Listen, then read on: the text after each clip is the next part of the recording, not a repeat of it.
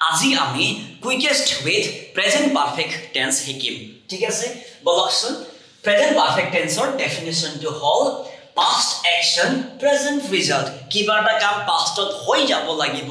সেই কামৰ ইফেক্টটো বৰ্তমানত থাকিব লাগিব হৈ গল প্ৰেজেন্ট পাৰফেক্ট টেন্স যেতিয়া আপুনি কব বা লিখিব সেই ক্ষেত্ৰত এই মই কোৱা কথাখিনি থাকিব লাগিব